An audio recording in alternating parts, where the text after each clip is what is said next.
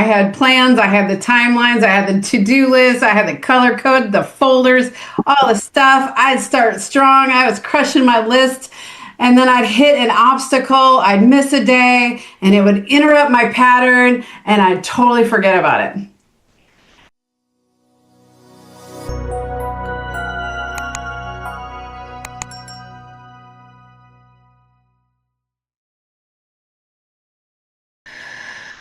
Oh, okay. So we're week 3 on time management. Time management is a mindset, not a tool. That is something I needed to learn. As I remember, I think for a good year straight, I was like, I need like a time management coach, or I need somebody who's just really good at this. And then I realized how little people are actually really good at this. And I also noticed that for the most part, we're just trying to implement like a time tracking tool, which they're great, but they still don't fix the root issue. And the root issue is how we're looking at time. So here's the thing. Let me just ask you this. Have you ever set a goal, like a really good goal, and felt like super on fire for it? But then it's like 2 weeks later or a month, and you kind of losing your own momentum. I know I have. It's like, oh, I'm going to implement this. And I implement it really strongly. And then all of a sudden it just falls off. And then I look a year later, I'm like, I did not keep doing that thing. And I feel really bad about that. And I realize I'm lacking the results I need. Man, there was a season where I could set goals all day long. I had plans, I had the timelines, I had the to-do list, I had the color code, the folders, all the stuff. I'd start strong. I was crushing my list. And then I'd hit an obstacle, I'd miss a day, and it would interrupt my pattern, and I'd totally forget about it. And I remember I felt like time management was this pink unicorn in the sky that I could never truly catch because it wasn't really there. You can't really manage your time well. And, the fire would go, and then I would just shame myself. Hey, you got to push harder. You got to work harder. This is still me in some ways. Because, you got to go harder. You got to go after it. You got to get the results. And then that energy never lasted because I didn't have the true energy that comes from putting it into your heart instead of in your head. And I kept thinking it was some sort of discipline problem, but it wasn't. It was an emotion problem. It was, how did I feel, and how did I look at things, and how did I process what do I need to do? You can white knuckle your way through a to-do list for a while. You can be in what I call sticky note hell. You've got all the sticky notes all over your computer and you're trying to remember everything. But when life punches you in the gut, discipline will not be enough. So what keeps you going when everything in you wants to quit? Or I'm thinking of a client who's like, I'm in bed and I like being in bed. And I know I should do something. I know I should make something happen, but I just don't want to. I just don't feel like it. See how that just came out though? It's not a discipline problem. It's an emotion problem. You think about it when you say, I just do not feel like doing it today. What does that word cue to you? Feel. So you can white knuckle yourself through a to-do list for a little while, but that's not going to keep you going. That's not going to keep you getting up when you really feel like you want to quit. And it's not logic. Like, we can do a certain amount in logic, and I'm not denying logic. Having a logical mind is really important. But it's desire, it's emotion, and it's that identity. So let's put it this way. Logic laces up your boots and emotion gets you to the summit. Okay? That's why the most successful people you see, they don't just set goals. They actually tie their goals to their purpose, their heart, their why. Discipline starts the race. Emotion finishes it. You gotta realize you can try to browbeat yourself into doing the right things all the time, and it'll never really get you to the outcome you're really wanting to. But when you tie in your emotion and when you tie in your body and your physiology, that's when that total life alignment comes into play. And that's when you get into flow state, where every part of you, body, soul, and spirit, is all aligned and going in the same direction. So let's just take a second, talk about why most people quit on themselves. Because man, do I get a lot of my clients to say that. It's just like, I just can't. I never follow through. I just don't do it. And they think it's a willpower issue. I can will my way to do this. And then you never do. You know, you might have a weight loss journey and I'm going to lose 20 pounds. I'm going to lose 40 pounds. And I'm just going to will myself to do it. And I'm just going to go after it. And it's not a willpower issue. And you're not broken. It's just simply a fuel issue. So here's where all of this comes in. Not a checklist. It's a clarity tool with emotional horsepower. It gives your goals meaning, identity, and momentum. And so we're going to go through this. I've been saying this for months, guys. This should really be stuck in your head by now. Result. What is the outcome I want? So many people are like, these are all the things I got to do. And so I'm just going to start checking them off and doing them. What is the result I want? And if you can do that, then you reverse engineer your way back. If I'm clear on exactly what I'm trying to look for, the end result, then I can create action steps that will actually get me there. And in fact, I'll train my subconscious mind to even accidentally get me there. So number one is, what is the desired outcome you want? Number two, why? Why do I want that? And remember, it's because emotions are what's going to get you to the summit. Emotion's going to be the thing that pulls you through. It's not the to-do list. And then what is that action plan? What steps am I going to take? What are my trail markers? How do I know when I've gotten to mile 1? I'm just thinking this trail I did, it was Porcupine Lake recently, and every mile, because it was on the PCT trail, that's the Pacific Crest Trail, it flows from, I think, Mexico to Canada, something like that. And I was walking on the PCT trail, and every mile, there was this like wood thing marked in the ground that told me where I was. Oh, I just made it another mile. And it helped me to know where I was. What are those things? What are those trail markers you're going to put in place so you can actually, first of all, celebrate, hey, I just made it a mile. And B, you can say, okay, I'm this much closer to my actual desired end goal outcome. Those are those little steps to get you to those dreams.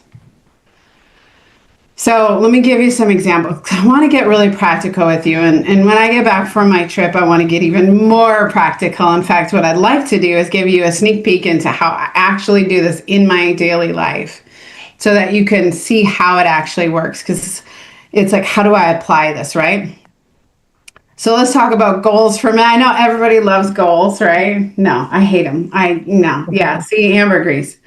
It's like, in fact, I have goals written in the framework for a really good reason, and I cannot get my clients to do them. It is hilarious watching how that's going on. So, okay, here's a goal. This is a dead goal. This is an example of a dead goal.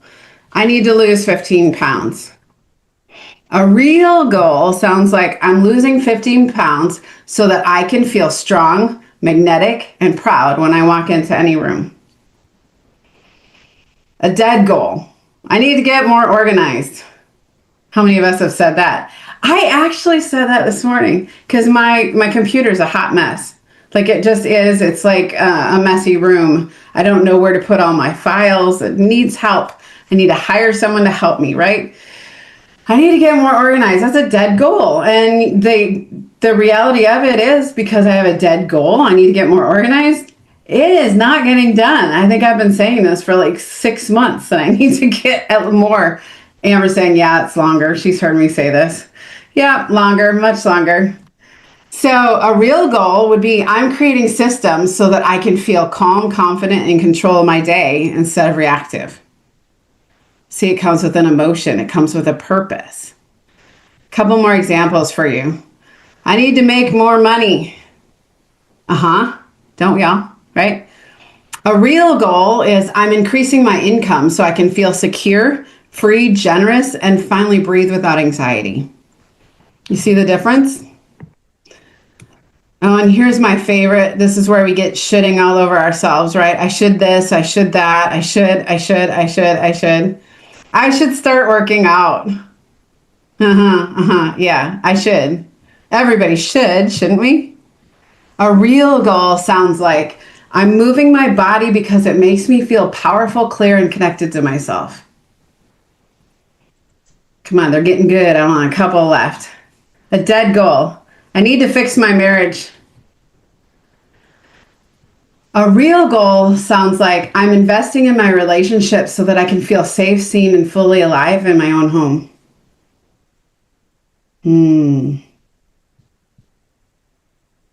Dead goal. I should start journaling or meditating. I was having fun writing these, honestly, because they're so funny to me because I have a terrible time journaling. Like, I do not like it. My just everything in me is like, no, I don't want to write. But what if I framed it in this way, in a real goal? I'm creating space each morning to feel grounded, intentional, and aligned before the day starts pulling at me. Yeah. Or here's one. I need to stop procrastinating. Give me all laugh at that one. How about a real goal? I'm taking action now because I want to feel momentum, self-respect, and trust in my own follow-through. Do you see how it's connected? What is the outcome I want? The outcome I want is I'm not going to procrastinate anymore. Or the outcome I want is I will lose 15 pounds. Or the outcome I want is an outlandishly amazing marriage, right? So what's going to bring me there? They're actually your emotions will bring you there. It's your passion that will bring you there. When you ignite your passion, your emotion, and you align that and get that into your body, that thing will drive you to the end of your goal. It's that thing that, I'm halfway up a mountain and I feel like, why the heck am I out mountain hiking today? I feel like total crap, right? I'm just like, oh, what am I doing? And then something rises up in me. This even happened a couple weeks ago because my husband's like, should we just ease your trail or something? Like, I am a finisher. And it takes me to the end every single time, no matter how I feel. And I hike when I'm being stupid. Like there's a time I hiked when I had 102 fever. I had no voice left. I was sick, but I wasn't going to miss the opportunity, right? I'm just crazy like that. And people are like, maybe you want to turn around. Maybe we should get done for the day. Maybe a storm's coming. Maybe. And I'm like, I am a finisher. But you see, the desired outcome is to reach my summit. The purpose on that is now I have created an identity around myself that I am a finisher. That is who I am. And so that's the thing, that's the emotion, and that's the identity that's going to actually always take me to the peak. Even when I'm like falling on my butt because the scree is bad and I don't have any traction on my shoes, or I'm side sloping and all things going crazy and I don't even know how I got there. There's been a few like that. The last couple weeks, my husband's like, let's go try that again. I'm like, no, how about we stay on a real trail? Yes, it's that emotion that will bring you to the top. So do you feel the difference? You feel the difference between I just need to, or I have to, or I should, or I want to making it like, I am going to do this because when I do this, I will feel this way. So I encourage you, we've been working on, get that capture list, get that all written down, brain dump it, right? And then you set it aside for a moment. Just set that whole thing aside. You've brain dumped, so now you're not spiraling on, oh, I've got all the shoulds, and I'm shitting all over myself. I just gotta, and it's all that stuff spiraling, so you're gonna get that all down, and you set it aside, and then you go, okay, by the end of this week, what is my desired outcome? Now, this is life-changing for me, guys. Like when I got it all out of my head, and then I was able to just take a moment and go, what do I want to see by the end of this week? And I put my top like 3 to 5 items. That's that top 20% that'll get you 80% of the results. I put those couple of items and I make them musts. And until those are done, everything else gets put on hold. And it's so funny because, like I was talking last week, some of those other things on the whole big list that I had end up being meaningless and unnecessary by the end. So here's the thing, a dead goal tells you what to do, and a real goal reminds you of who you are.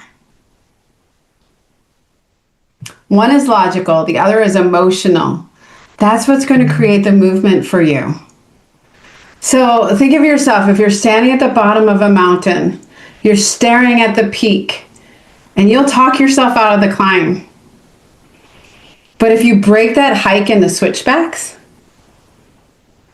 just the next ridge, just the next bend, you'll find rhythm and you'll find resilience. And I'm telling you, I've lived this out. Take this analogy and run with it, guys. Because when I wasn't in as good of health as I am now, I decided to take on the biggest mountain that is in this area. And it was actually kind of funny the way it worked out, because 2 days ago, Saturday, I did a trail and I was like going straight up alongside, and I realized that I'd actually hiked higher than I had the first time. But here I was like getting out of breath, and all I would do is I'd go really fast, like hard, and I would just get to the next bend to the next, where the switchback is going to go this way. And then I would just get to the end of the next switchback, and before I knew, I was up at the top. And it's really funny, you do that enough times, you're going to look back at the mountains you've climbed, and you're going to giggle because you're like, that was ridiculously easy.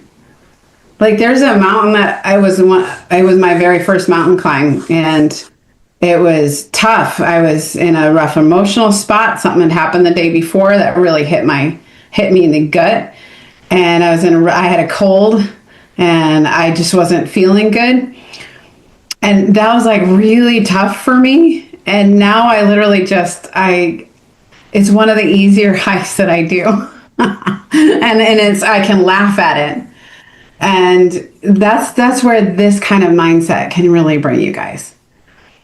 I moved from the Midwest to California, and I went from just little hills to full mountains. But it was that practice on the little hills that made me be able to conquer the mountains. And now I look back, and it's really funny because the thing that was tough for me was this 300 elevation bluff cliff thing. Pine Cliff, Andrew, over in Governor Dodge, baby. That was hard, right? And I was and stopping in the middle. But now I giggle because I do 2,500 elevation on a weekly basis, and it's not that hard. That's how you see your growth. If you can attach it to your identity and your purpose, then those action steps become more and more clear. So I want you to just, for this month, okay? So I'm going to be gone a couple of weeks, but Amber's going to take you into some more time management stuff, which is going to be so cool. I'm really excited to see the replays on that. She does need one person to volunteer for hot seat coaching next week. So we're going to get an invitation out for that. But here's what I'd like you to do. First of all, if you are not doing a capture list every day, just write it all down. I want you to consider, why are you not doing it? And how can you attach purpose and identity to getting that done?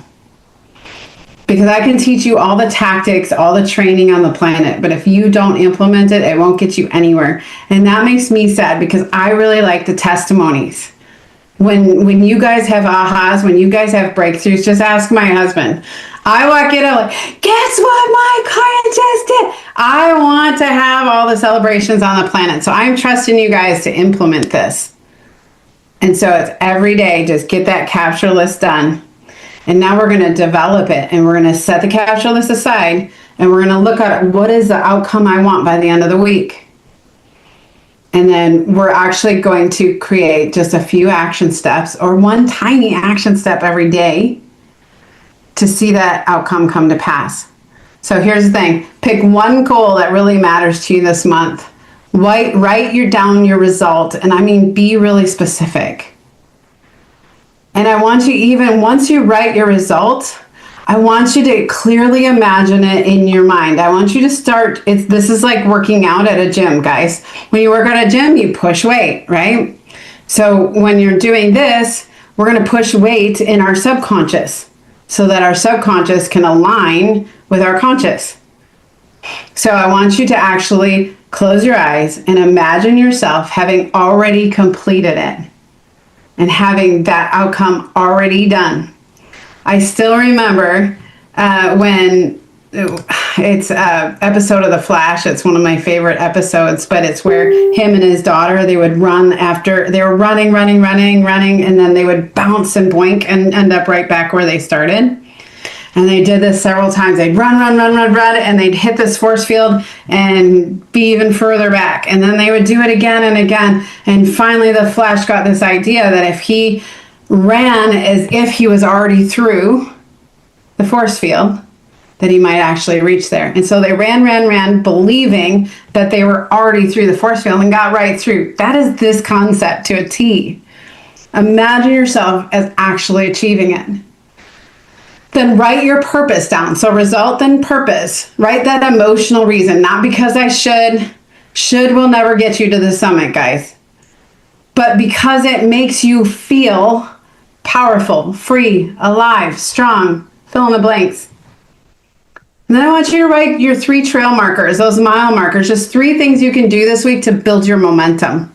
Because once you complete something, you're like, oh, I just did a mile. Oh, I did a mile. Oh my gosh. And all of a sudden you go from like 1 mile is a really long walk to 1 mile is not even considered a walk anymore. That's what happens. I'm like, that wasn't a real hike. What was that, right? If it's not over 8 miles, I'm like, was that even a hike? That's the kind of stuff. You get through the first trail marker and the next one and the next one. This is your fuel pack. And you have to celebrate yourself at every mile. It's like, yes, good job. Got it. I did it. Wow, that's awesome.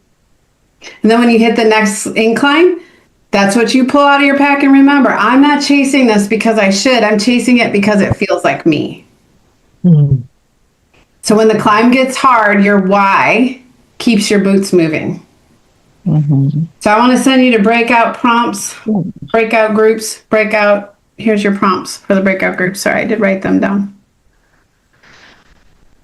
Here we go.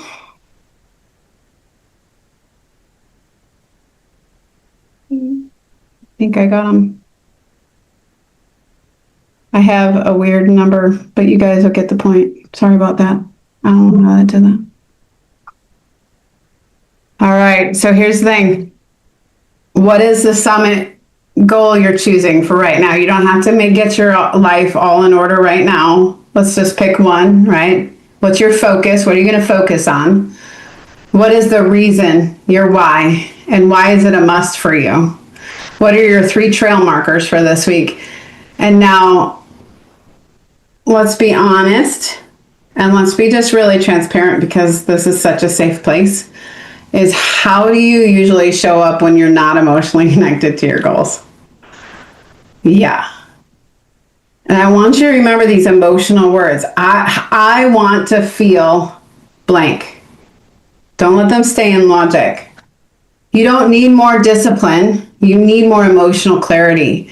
Because when your heart is on board, your body, your brain, everything, and your habits will follow. So this week, we're not going to push harder. We're going to climb smarter. So let's fuel up. You guys ready for this? Let's head to breakout rooms for a few minutes, and I'll see you soon.